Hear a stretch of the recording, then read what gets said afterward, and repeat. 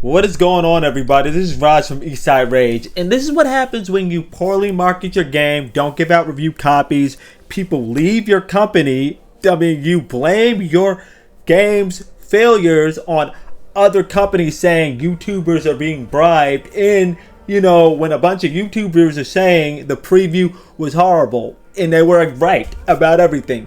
Mindseye is by far the worst game I played this year and the last, and that is not an understatement. It clearly needed a delay, but those fucking corporate thugs had to make sure their Walmart bargain bin scam of a game could get those summer sales. Now, before you fucking niggas fucking start hopping all my dick and that, I was expecting GTA Point 5 or a GTA killer, and I'm being such a asshole because it's a Build Up Rocket Boy is a new company. No, listen up. It is not about any of that. And yes, I do realize Build Up Rocket Boy is a new company. But Leslie Benzies, former Rockstar president, runs that company, came up with this idea. So I expected some amount of decency. So forgive me if I expected more of this. Okay? So let me just dive into the review because this is going to be a tough one. The game Mindseye is set in a city that resembles Vegas called Red Rock City that is ran by a bunch of robots, all types of AI systems to make sure things and high crime isn't really a big deal. You play as Jacob Diaz, who you've probably seen in Mafia 3 as Lincoln Clay. He's a soldier who moves in with a friend named Seb after being discharged due to an accident back at when he was in the military. So yeah, he starts a job at Silver Industries, a massive temp company that created the Mindseye, and the robots that I mentioned, plus cleaners and all types of stuff. It's basically ran by this guy named, I think, Marco Silva, if I remember correctly. He's basically, I guess, another version of Elon Musk and a guy with a weird sense of humor. But yeah, to move on, he reports to this lady called Rigby, and she is, she's basically this tough militant woman. She's straightforward and she's a bit of a badass, but as he quickly works for them. He quickly becomes entrusted with bigger tasks at this company for hardly any reason at all. And as things go on, things become a little bit more suspicious for him because a lot of familiar faces just start coming out of nowhere that he recalls. And turns out what had happened when his memory was wiped, and he's linked to an ancient, it seems like it's ancient, but it's not, a civilization from another dimension. He's able to read their language, somehow control things, and end up killing others who are up to no good around him. But the military want this power, and they intend on you. And this guy, his former general, intends to use it for all the wrong reasons. I mean, I didn't really pick up on what he was trying to use it for, but I'm sure it's real domination. But anyway, it's up to Jacob and his team to work together before things go south, because a bunch of people seem to want this power. I guess the plot seems sort of weird but decent at the same time. The characters are interesting. You do got Morrison, who's like a fucking, I guess, like this fucking, total nerd. He lived in this fucking basement area and everything. It's not really a basement, underground lab and everything. He talks like a fucking knight, like he's from the Middle Ages. Well, you also have this other girl, I forgot, Charlie, I believe. I think her name was Charlie, Jacob's girl. She didn't really make that much of an impression with me. She was, I guess, okay. Honestly, there was that, there's also, like I mentioned, Marco Silva, Rigby. You got his friend Seb, but his friend Seb, he was cool, but he barely made an appearance either. Jacob Diaz, he was honestly, that dude was such a flat character. He was okay. He was just there. Every time you turn around, this nigga's talking to himself or monologuing himself or some shit like that. But yeah, as for the antagonists, if I could remember their names, General Lemez, I forgot his name. He was such a flat antagonist. He was a boring antagonist, and the most interesting antagonist, but both of them there was technically everybody's an antagonist, but like, you know, you have the mayor that's running against somebody. I forgot her name. Then you got this guy with tattoos on his face. He was interesting. He was cool. He seemed like a fucking badass because he's a person that night that really, you know, that Jacob's mind actually somehow toasted him up, and he ended up having to get surgery and have his body removed. He turned into a cyborg. He seemed like such a badass, but they fucking ruined it. They fucking ruined a good boss fight with him. Even with the last boss, yeah, I know I'm jumping to gameplay, but there's no fucking boss fights. It's just stupid to me. Like, but anyway, yeah, like, such wasted potential with the characters, to be honest. But, you know, I guess we can move on to the gameplay, because that's where this really fucks up for me. The game is a third-person action-adventure game set in a linear open world with a few things that would remind you of GTA 5. It's more like GTA Online. However, it's plagued with a lot of bugs, glitches, frame rate issues, and mostly design issues that ruin the experience. We can start with the world. It looks nice, but there's nothing you can do except side missions in between it. It feels totally dead. I ain't gonna lie. None in fucking Red Rock City caught my eye except the constant bugs, frame rate drops, pop-ins, weird ass transitions from cutscenes, and how bad everything was, just laughably bad. If I didn't know better, I think 90% of the game went to the acting and the budget. It probably did, because I seen a long list of credits at the end of the game, so I know they had a high budget for this game. Oh boy. And you know what? There's hardly anyone on the street at all. Like, at all. NPCs are hardly aware of what's going on. Traffic jams can result in a glitchy pileup, especially when you block traffic and shoot them. There's no police system at all whatsoever. And all there would be is if a game over fucking screen if you kill too many NPCs during missions. And the only thing that jumps off in Red Rock City is when, I guess, one of those robots blow something up because somebody is causing a crime, and it doesn't even happen randomly. It just happens as you're driving by.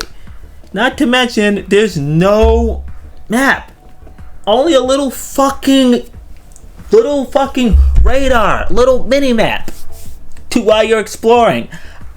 Dude, when I'm exploring free roam, I have no idea where the fuck I am going. It is impossible to figure that shit out. Try doing this shit in regular mode. You will be harassed to death by fuck these annoying fucking goddamn like characters trying to tell you, oh, Jacob, get to this. Jacob, get to the springs. Get to that.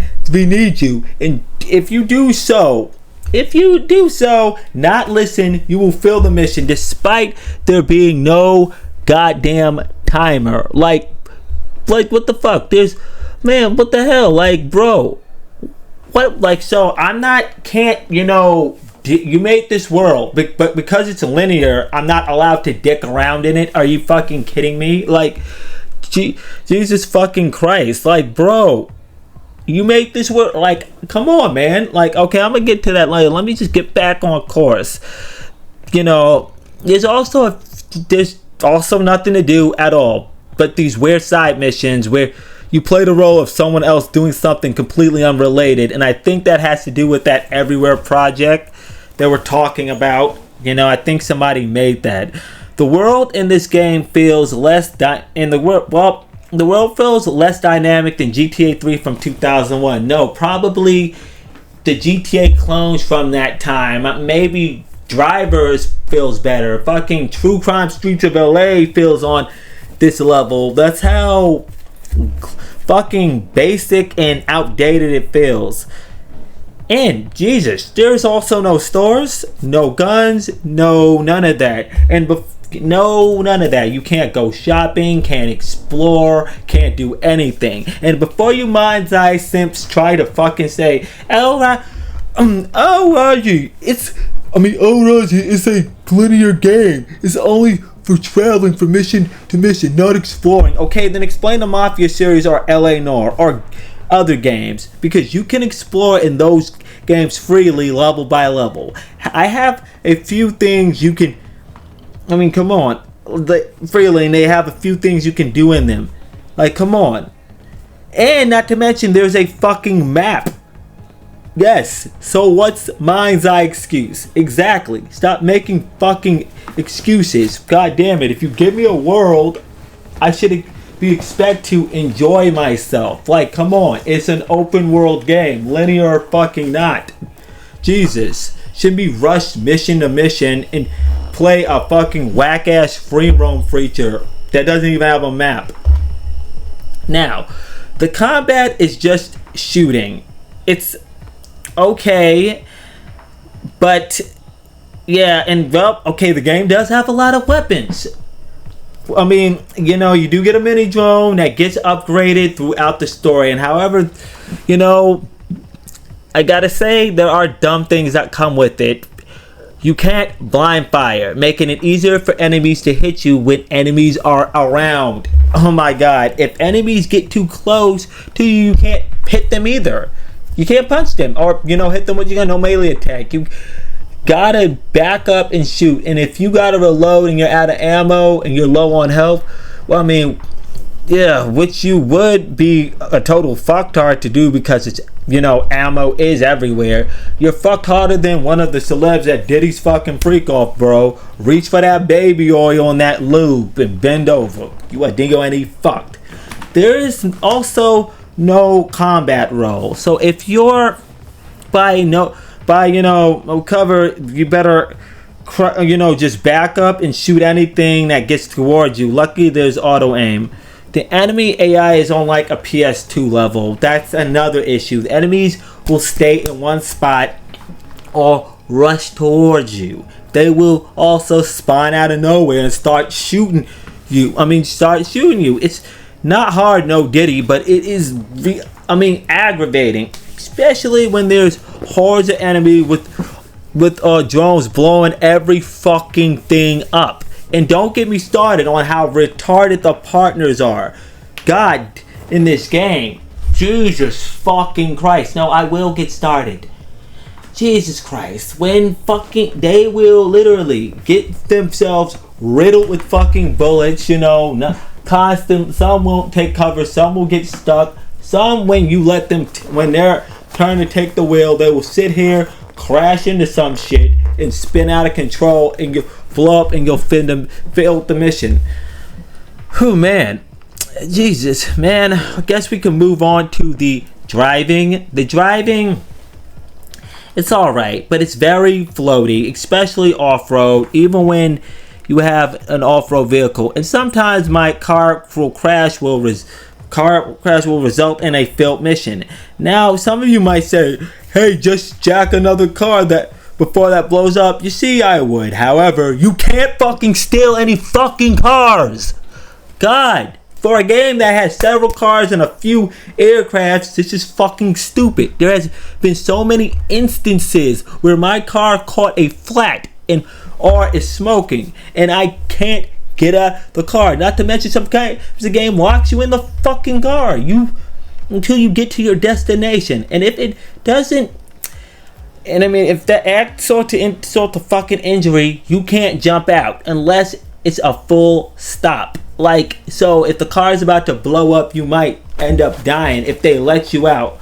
Furthermore, you know how in other games you can, either enter through a passenger seat or just jump in.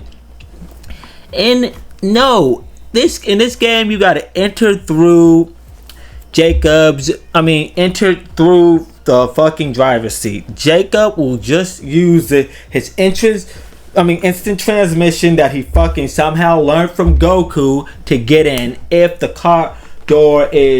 driver's door is pushed up against the wall.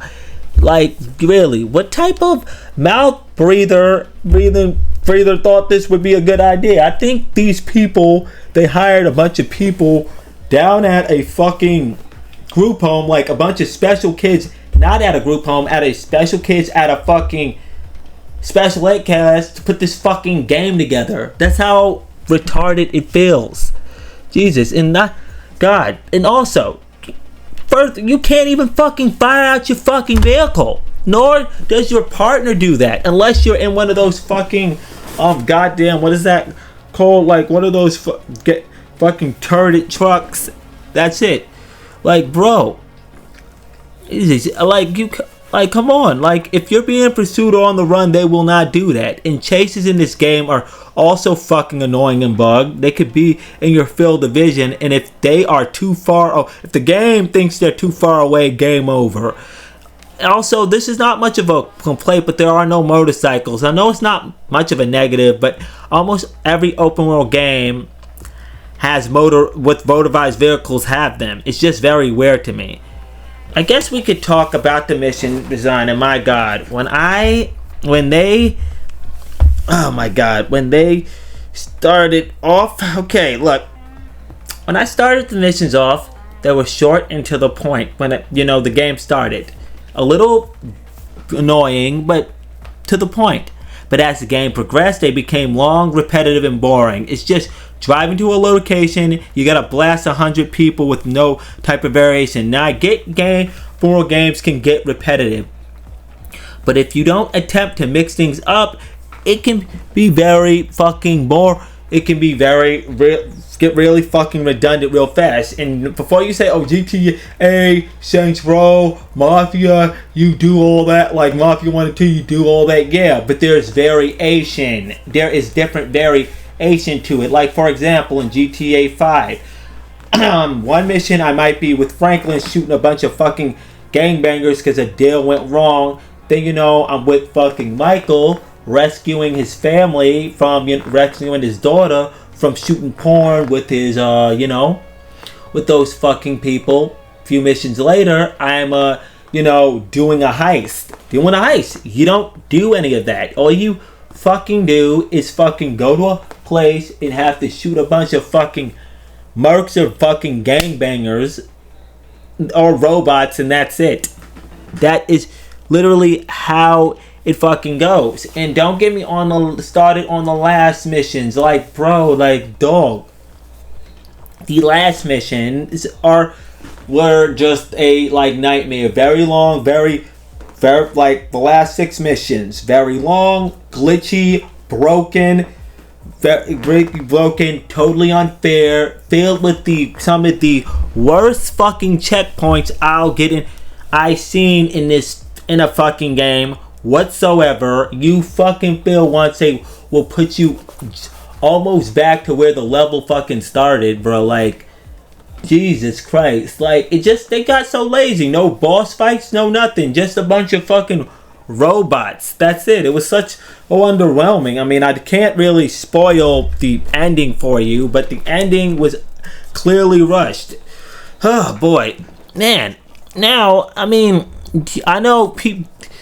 I know now you guys are probably saying, what about the puzzles and the QTE that was in that game? Okay, let's just stop, because that was the worst QTE I seen in the game, and the CPR one was the worst. You had to press both triggers exactly on time, and when you're giving breaths, you have to use the left and the right stick simultaneously and follow a weird ass line. They don't give you enough time to learn, so you will fail and have to do the entire puzzle over. It may be quick, but it took me fucking 20 minutes to get this shit right. Oh my God, man. And the other puzzle, it's just, things outside of it's just, find the puzzle. I mean, puzzle box, go here, go there, just install this panel box. How, come on, the only thing I would say is where they did an exceptional puzzle that you would see like in Uncharted, Tomb Raider, or even, fucking Indiana Jones. Say you should check that out, would be the ziggurat. It was out of place, but I would say that was cool. Yeah, okay. Now, moving on to, I guess, things that, sort of unlock. The free roam option is unlocked after 60%, but like I said before, it's nothing. Maybe they might update it and give it a multiplayer feature, but it's very useless. You'll spawn in with the character, and there's a few objectives you could go through, you can go to, and everything like that. But that's it. You don't get no money, no weapons, no upgrades, nothing like that. But you only could steal, but you can't steal cars. So yeah, if you damage your car, you can try to call for your car, but it won't stop driving. I mean, I tried it.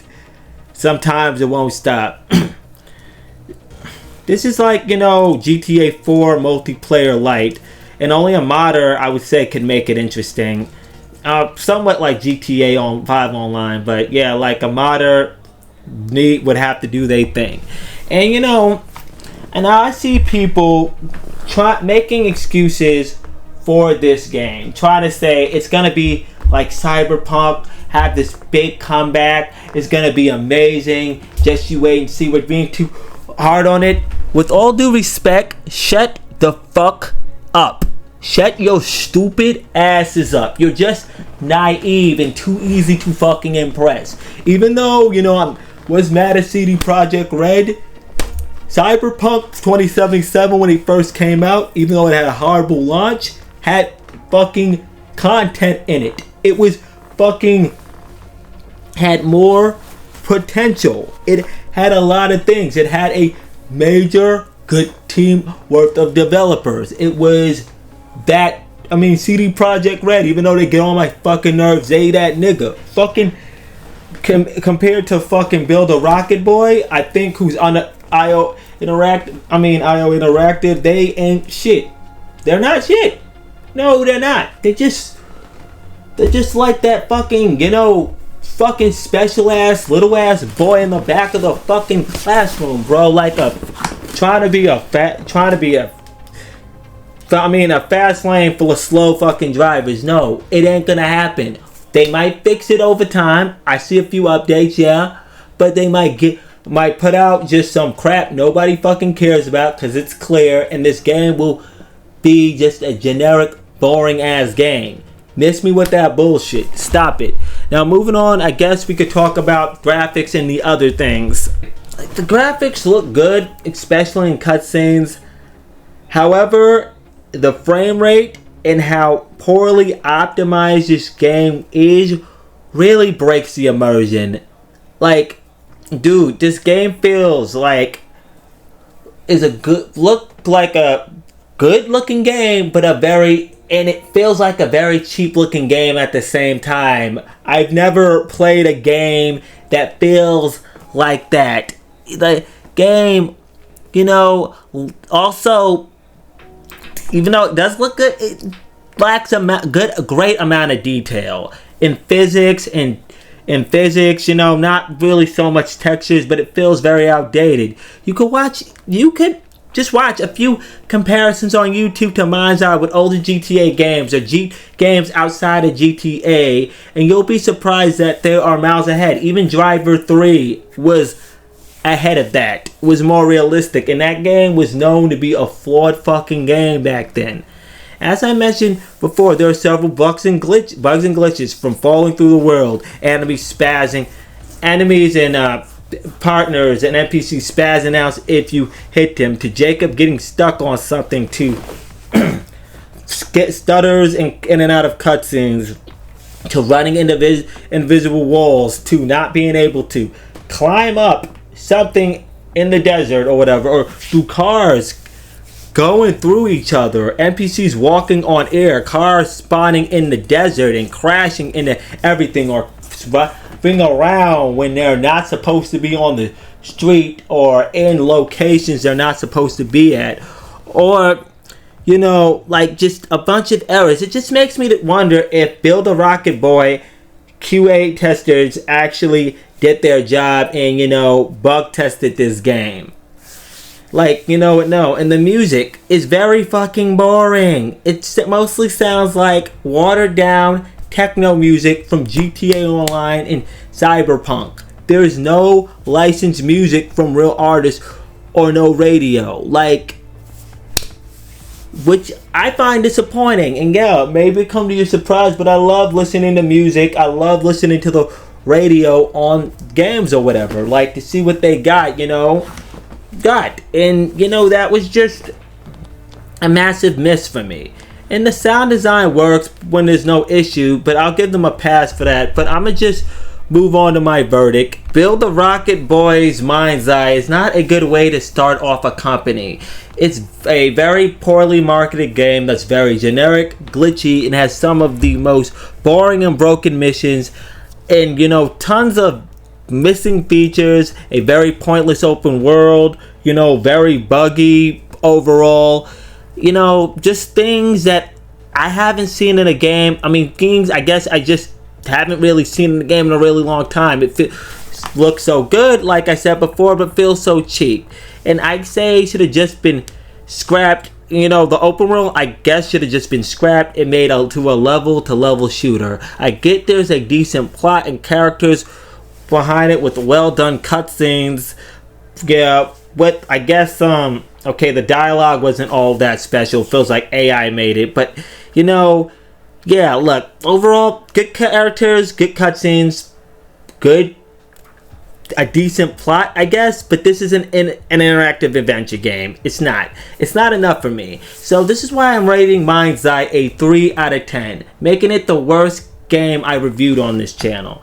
Now, some of you might say I'm being too hard on it and it's their first game, like I said before. I mentioned before, and I should give it at least 5. Well, fuck no. As I said in my Callisto Protocol review, there are plenty of devs that make awesome games on their first attempts, or even decent ones, showed that they tried. And knowing who Leslie Benzies is and how good he talked about this game, I expected more from him. Build a Rocket Boy was sad their game didn't do well. No, you're all sad because your game, your little scam, my bad, not game scam, failed to get all those sales. When you release something, your next game, don't rush it. And if I'm wrong, please tell me. Tell me why this game deserves a higher score, or why it's worth $60. Anyway, this is Eastside Rage signing out. Keep raging out. I'll catch you on the next stream.